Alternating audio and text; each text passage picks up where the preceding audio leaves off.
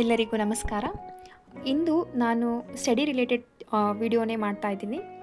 ಅದೇನಂತ ಅಂದರೆ ಇಂದಿನ ದಿನಗಳಲ್ಲಿ ಎಲ್ಲ ಮಕ್ಕಳಿಗೂ ಸಹ ಒಂದು ಸಮಸ್ಯೆ ಕಾಡ್ತಾ ಇರುತ್ತೆ.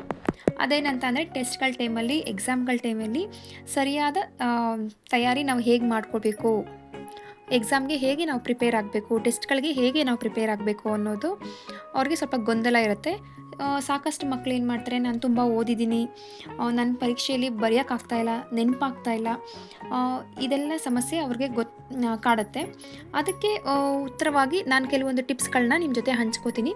ಈ ಥರ ಫಾಲೋ ಮಾಡಿದ್ರೆ ಖಂಡಿತವಾಗ್ಲಿಯೂ ನೀವು ಅಷ್ಟೇ ನಿಮ್ಮ ಮಕ್ಕಳಿಗೆ ನೀವು ಇದೇ ಥರನೇ ಟೆಸ್ಟ್‌ಗಳ ಟೈಮಲ್ಲಿ, ಎಕ್ಸಾಮ್‌ಗಳ ಟೈಮಲ್ಲಿ ಇದೇ ಥರನೇ ನೀವು ಹೇಳ್ಕೊಡಿ. ಖಂಡಿತವಾಗ್ಲಿಯೂ ಅವರು ಒಳ್ಳೆ ಸ್ಕೋರ್‌ನ ಮಾಡ್ತಾರೆ. ಹಾಗೆ ಓದುವ ಆಸಕ್ತಿ ಕೂಡ ಹೆಚ್ಚಾಗುತ್ತೆ. ಆಮೇಲೆ ಸ್ಟಡಿ ಅನ್ನೋ ಬರ್ಡನ್ ಸಹ ಅವ್ರಿಗೆ ಕಡಿಮೆ ಆಗುತ್ತೆ. ಯಾವಾಗಲೂ ಓದು, ಓದು, ಓದು ಅಂತಲೇ ಇದ್ದರೆ ಅವ್ರಿಗೆ ಓದಿರೋದು, ಕಲ್ತಿರೋದು ಸಹ ನೆನಪಿಗೆ ಬರೋದಿಲ್ಲ. ಅದಕ್ಕೆ ಒಂದು ಸರ್ಟೈನ್ ಟೈಮ್ ಟೇಬಲ್ ಪ್ರಕಾರ, ಸರ್ಟೈನ್ ಒಂದು ನಿಯಮದ ಪ್ರಕಾರ ಅವರು ಈ ಥರ ಫಾಲೋ ಮಾಡಿದ್ರೆ ಖಂಡಿತವಾಗ್ಲೂ ಅವ್ರ ಮನಸ್ಸಲ್ಲಿ ಸಹ ಅವ್ರಿಗೆ ಆ ವಿಷಯದ ಬಗ್ಗೆ ನೆನಪಿರುತ್ತೆ. ಮೊದಲನೆಯದಾಗಿ ಸರಿಯಾದ ರೀತಿಯಲ್ಲಿ ನಾವು ಟೆಸ್ಟ್‌ಗಳಿಗೆ, ಎಕ್ಸಾಮ್‌ಗಳಿಗೆ ತಯಾರಿ ಹೇಗೆ ಮಾಡ್ಕೊಳ್ಳೋದು ಅನ್ನೋದ್ರ ಬಗ್ಗೆ ವಿಡಿಯೋ ಮಾಡ್ತಾಯಿದ್ದೀನಿ. ಮೊದಲನೆಯದಾಗಿ ಟೈಮ್ ಟೇಬಲ್ ಮಾಡಿಕೊಳ್ಳಿ.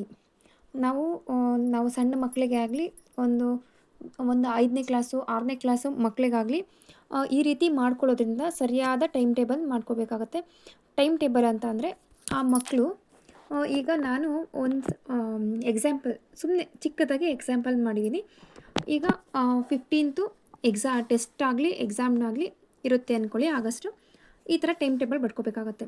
ಎಷ್ಟು ದಿವಸ ಗ್ಯಾಪ್ ಇರುತ್ತೆ, ಇನ್ನು 15 ದಿವಸ, 16 ದಿವಸ ಗ್ಯಾಪ್ ಮುಂಚೆನೇ ಹೇಳಿರ್ತಾರಲ್ವ, ನೋಡಿ ಆ ದಿವಸದ ಡೇಟ್ ಹಾಕ್ಬಿಟ್ಟು ಆ ದಿವಸ ಈ ಸಬ್ಜೆಕ್ಟ್ ಓದಬೇಕು, ಈ ದಿವಸ ಈ ಸಬ್ಜೆಕ್ಟ್ ಓದಬೇಕು, ಈ ದಿವಸ ಈ ಸಬ್ಜೆಕ್ಟ್ ಓದಬೇಕು ಅಂತ ನಾವು ಈ ಥರ ಟೈಮ್ ಟೇಬಲು ಫಾರ್ಮ್ ಮಾಡಿಕೊಂಡ್ರೆ ಆವಾಗ ಅವ್ರಿಗೆ ಗೊಂದಲಗಳು ತಪ್ಪುತ್ತೆ. ಅಂದರೆ ಇದೇ ಸಮಸ್ಯೆ ಅವ್ರಿಗೆ ಸ್ಕೂಲಿಂದ ಬಂದ ತಕ್ಷಣ ಇವತ್ತು ಏನು ಓದಲಿ ಹೋಮ್ವರ್ಕ್ ಮಾಡಿದ ತಕ್ಷಣವೇ ಏನೋ ಅವ್ರಿಗೆ ಇಷ್ಟ ಬಂದಂಥ ಸಬ್ಜೆಕ್ಟ್ಗಳನ್ನ ಓದ್ತಾರೆ. ಆವಾಗ ಆ ಸಮಯಕ್ಕೆ ಅವ್ರಿಗೆ ನಾಳೆನೂ ಅದೇ ಕಂಟಿನ್ಯೂ ಮಾಡ್ತಾರೆ. ಈ ಟೈಮಲ್ಲಿ ನಮಗೆ ಇಷ್ಟ ಆಗಿರುವಂತಹ ಸಬ್ಜೆಕ್ಟ್, ಅಂದರೆ ಮಕ್ಕಳಿಗೆ ಇಷ್ಟ ಆಗಿರುವಂತಹ ಸಬ್ಜೆಕ್ಟ್ಗಳನ್ನ ಓದೋದಕ್ಕಿಂತ ಅವರಿಗೆ ಕಷ್ಟ ಆಗಿರುವಂತಹ ಸಬ್ಜೆಕ್ಟ್ಗಳನ್ನ ಓದೋದು ಮುಖ್ಯ ಅಂತ. ಅದನ್ನೇ ನಾನಿಲ್ಲಿ 2ನೇ ಟಿಪ್ಸ್ ಅಂತ ಮಾಡಿದ್ದೀನಿ. ಅಂದರೆ ಕಷ್ಟದ ವಿಷಯಗಳನ್ನು ಮೊದಲು ಓದೋದು. ಕಷ್ಟದ ವಿಷಯಗಳು ಅಂದರೆ ಮ್ಯಾಥ್ಸ್. ಆಲ್ರೆಡಿ ಎಲ್ಲರಿಗೂ ತೊಂದರೆ ಕಷ್ಟ ಇರೋದು ಅಂತಂದರೆ ಮ್ಯಾಥ್ಸ್ನ ಮೊದಲೇ ಹಾಕೋಬೇಕು. ಅದು ಇವಾಗ ತುಂಬ ಕಷ್ಟ ಇತ್ತು ಅಂತಂದರೆ ಇದರಲ್ಲಿ ಯಾವ್ದು ಕಷ್ಟ ಇರುತ್ತೋ ಅಂಥ ಪಾರ್ಟ್ನ ನೆಕ್ಸ್ಟ್ ಡೇ ಟೈಮ್ ಸಿಕ್ಕಾಗ, ನೆಕ್ಸ್ಟು ಇಲ್ಲಿ ಈಸಿ ಇರುವಂತಹ ಸಬ್ಜೆಕ್ಟ್ಗಳನ್ನು ಹಾಕೋಬೇಕು. ಈ ಮ್ಯಾಥ್ಸಲ್ಲಿರುವಂತಹ ಕಷ್ಟ ಇರುವಂತಹ ಸಮ್ಮೇ ಆಗಲಿ, ಮೆಥಡ್ಸೇ ಆಗಲಿ, ಈ ಟೈಮಲ್ಲಿ ಅಂದರೆ ಈಸಿ ಸಬ್ಜೆಕ್ಟ್ ಇರುವಂತಹ ಸಮಯದಲ್ಲಿ ಓದಿ ಟೈಮ್ ಮಿಕ್ಕಿರುತ್ತೆ. ಇದರಲ್ಲಿ ಈಸಿ ಸಬ್ಜೆಕ್ಟ್ ಹಾಕಿರೋದಾಗ ಈ ಸಬ್ಜೆಕ್ಟ್ನ ಇಲ್ಲಿ ಮಿಕ್ಕಿರೋ ಟೈಮಲ್ಲಿ ಓದಬೇಕಾಗತ್ತೆ.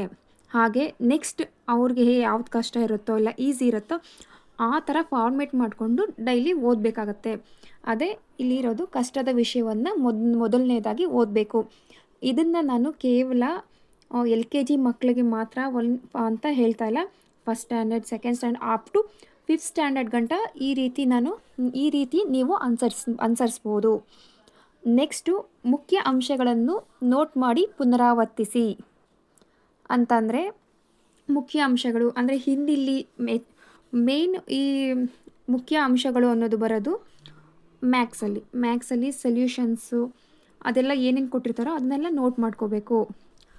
ಇಲ್ಲಾಂದರೆ ರಿವಿಷನ್ಸಲ್ಲಿ ಯಾವುದು ಮೇನ್ ನಮಗೆ ಗೊತ್ತಾಗುತ್ತೆ. ನಾವು ಹೇಳ್ಕೊಡೋದಾದರೆ ಮಕ್ಳಿಗೂ ಸಹ ಗೊತ್ತಾಗುತ್ತೆ. ಇದು ಕೊಡ್ತಾರೆ ಟೆಸ್ಟ್ಗಳಲ್ಲಿ, ಎಕ್ಸಾಮ್ಗಳಲ್ಲಿ ಇದು ಕೊಡುವಂತಹ ಪ್ರಶ್ನೆಗಳನ್ನು ನಾವು ನೋಟ್ ಮಾಡಿಕೊಂಡು ಮಕ್ಕಳಿಗೆ ಹೇಳ್ಕೊಡ್ಬೇಕಾಗತ್ತೆ. ಇದು ಯಾರಿಗೆ ತುಂಬ ಹೆಲ್ಪ್ ಆಗುತ್ತೆ ಅಂತ ಅಂದರೆ, ಸ್ವಲ್ಪ ಬಿಲೋ ಆ್ಯಾವ್ರೇಜ್ ಸ್ಟಡೀಸ್ ಆಗಿರ್ತಾರಲ್ಲ ಮಕ್ಕಳು, ಅಂದರೆ ತುಂಬ ಜಾಸ್ತಿ ಓದಲ್ಲ, ಅಂದರೆ ಅವ್ರಿಗೆ ಎಷ್ಟು ಹೇಳ್ಕೊಟ್ರೂ ಅವರು ಪಾಸಾಗಲ್ಲ, ಬರೆಯೋದಿಲ್ಲ ಅನ್ನೋ ಸಮಸ್ಯೆ ಇರುತ್ತಲ್ಲ, ಅಂಥ ಮಕ್ಕಳು ಈ ಪಾಯಿಂಟನ್ನು ನೋಡ್ಕೋಬೇಕಾಗತ್ತೆ. ಯಾವುದು ಮುಖ್ಯವಾಗಿ ಯಾವ್ದು ಕೊಡ್ತಾರೋ ಅಂಥದನ್ನು ಜಾಸ್ತಿ ಪ್ರಾಕ್ಟೀಸ್ ಮಾಡಬೇಕಾಗತ್ತೆ. ನೆಕ್ಸ್ಟು ಮಾದರಿ ಪ್ರಶ್ನೆ ಪತ್ರಿಕೆಗಳನ್ನು ತಯಾರು ಮಾಡಿ ಅಭ್ಯಾಸ ಮಾಡ್ಬೋದು. ಅಂದರೆ ನೀವೆಲ್ಲ ಅನ್ಕೋಬೋದು, ಏನು LKG ಮಕ್ಕಳು, ಫಸ್ಟ್ ಸ್ಟ್ಯಾಂಡರ್ಡ್ ಮಕ್ಕಳಿಗೆಲ್ಲ ನಾವು ಹೇಗೆ ಮಾದರಿ ಪ್ರಶ್ನೆ ಪತ್ರಿಕೆಗಳನ್ನು ತಯಾರು ಮಾಡೋದು ಅಂತ. ಇದು ತುಂಬ ಸಿಂಪಲ್, ತುಂಬ ಸಿಂಪಲ್ಲೇ. ಇದಕ್ಕೆ ನಾನು ಎಕ್ಸಾಂಪಲ್ ಆಗಿ ನನ್ನ ಮಗಳು, ಫಸ್ಟ್ ಸ್ಟ್ಯಾಂಡರ್ಡ್ ಮಗಳಿಗೆ ನಾನು ಹೇಗೆ ಪ್ರಿಪೇರ್ ಮಾಡಿದ್ದೀನಿ ಅನ್ನೋದನ್ನು ನಿಮಗೆ ವೀಡಿಯೋದಲ್ಲಿ ಇದಕ್ಕೆ ಅಟ್ಯಾಚ್ ಮಾಡ್ತೀನಿ. ಇದನ್ನು ನೋಡ್ಕೊಂಡು ಬನ್ನಿ. ಯಾಕಂದರೆ ಇದು ತುಂಬ ಇದೇ ಮೇನ್ ಇದರಲ್ಲಿರೋದಂಥದ್ದು, ಇದೇ ಮೇನ್ ಟಿಪ್ಸ್ ಅಂತಲೇ ಹೇಳ್ಬೋದು. ಯಾಕಂದರೆ ಇದರಿಂದ ಮಾಡೋದ್ರಿಂದ ಮಕ್ಕಳು ಬೇಗ ಕಲಿತಾರೆ. ಒಂಥರ ಇದು ಹೊಸ ಥರ ಏನೋ ಇರೋದ್ರಿಂದ ಏನಂತ ಅಂದರೆ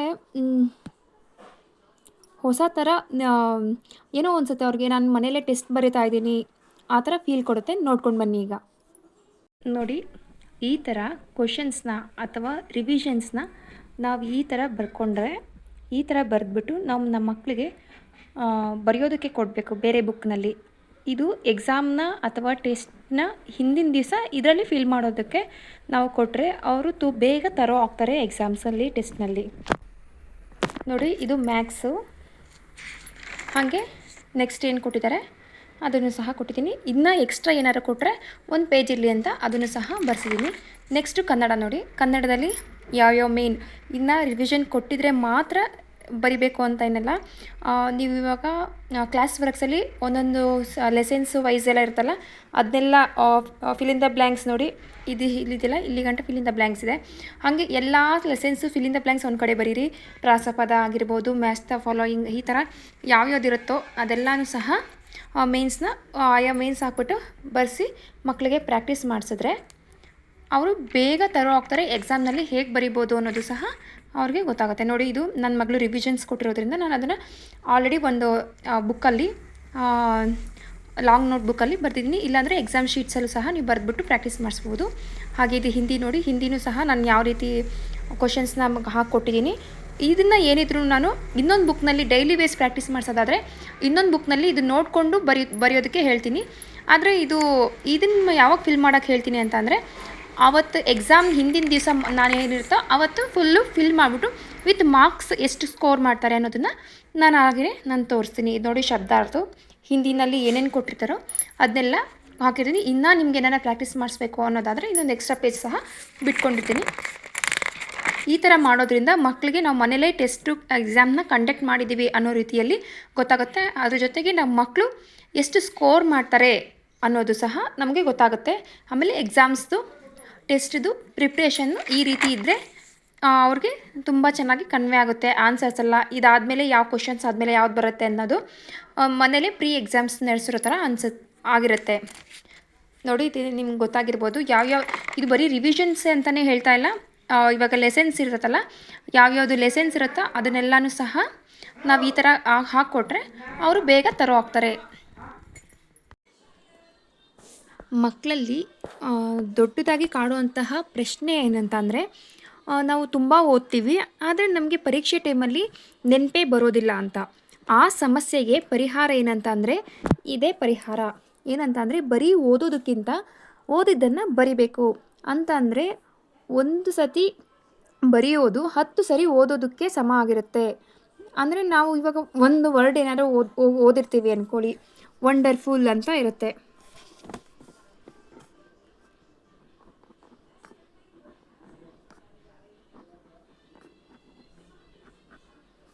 ಈ ವರ್ಡನ್ನ ನಾವು ಬಾಯಲ್ಲಿ ಹೇಳೋದಕ್ಕೂ ಬರೆಯೋದಕ್ಕೂ ತುಂಬ ವ್ಯತ್ಯಾಸ ಇದೆ.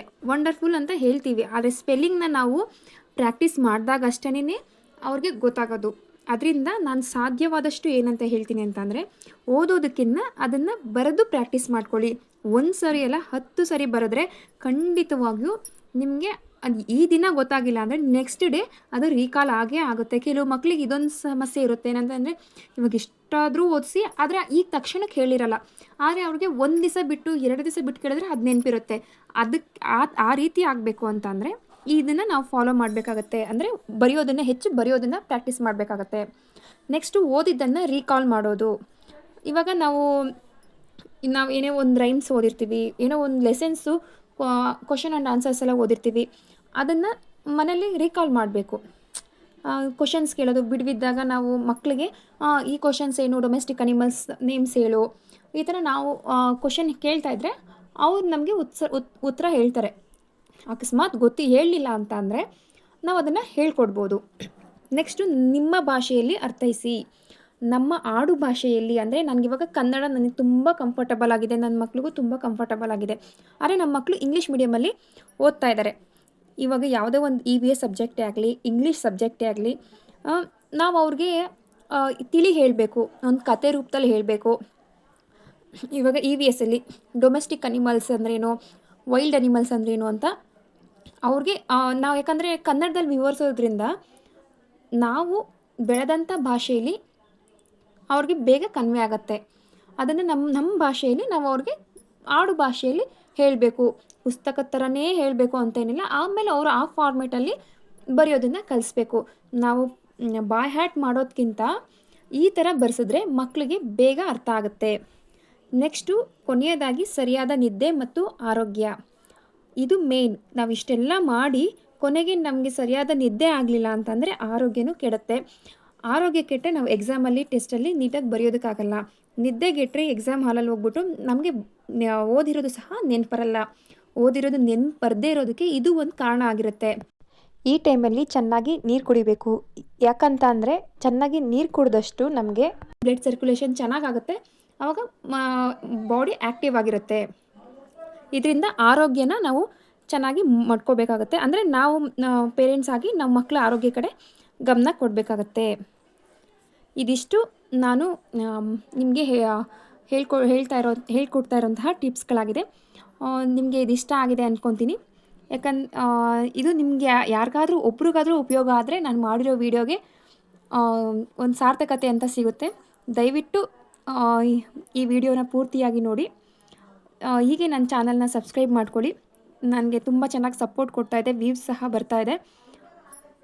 ಇದಿಷ್ಟು ಸಹ ನಾನು ನಿಮಗೆ ಓದುವುದರ ಸಲುವಾಗಿ, ಅಂದರೆ ಟೆಸ್ಟ್ ಮತ್ತು ಎಕ್ಸಾಮ್ಗಳ ಟೈಮಲ್ಲಿ ನಾವು ಯಾವ್ಯಾವ ರೀತಿ ಪ್ರಿಪ್ರೇಷನ್ ಮಾಡಬೇಕಾಗತ್ತೆ ಮಕ್ಕಳಿಗೆ ಅನ್ನೋದ್ರ ಸಲುವಾಗಿ ಮಾಡಿರುವಂತಹ ವಿಡಿಯೋ.